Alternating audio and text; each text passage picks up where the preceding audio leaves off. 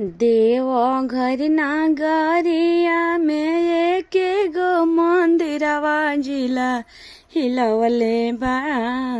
देवघर नगरिया में एके गो मंदिरवा जिला हिलवले बा।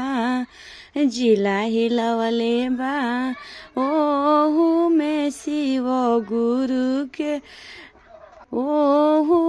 शिव गुरु के स्थान जिला हिलवले बा। ओहू में शिव गुरु के स्थान जिला हिलवले बा।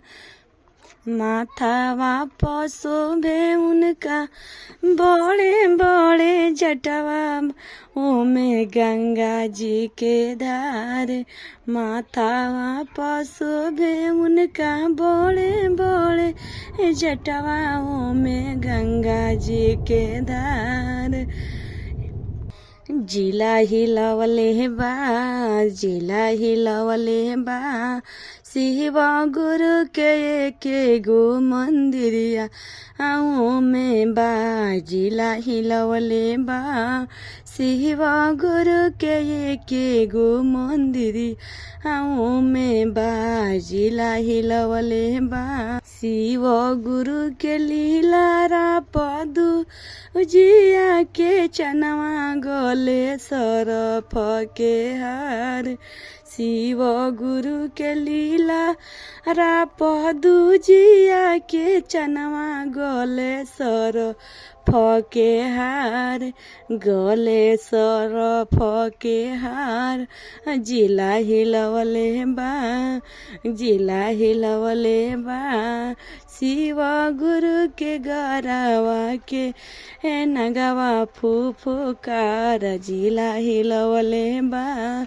शिव गुरु के गरावा के नगवा फुफुकार। जिला हिलवले बा। शिव गुरु के साथे बांसहवा भाला शोभे। बांसहवा भाला शोभे। बांसहवा बाड़े लाल। शिव गुरु के साथे बांसहवा भाला शोभे। बांसहवा भाला शोभे। बांसहवा बाड़े लाल।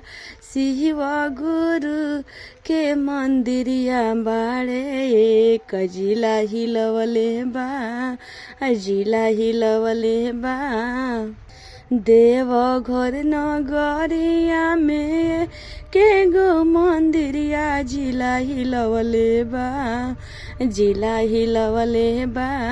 ओहू में शिव गुरु के स्थान जिला हिलवले बा।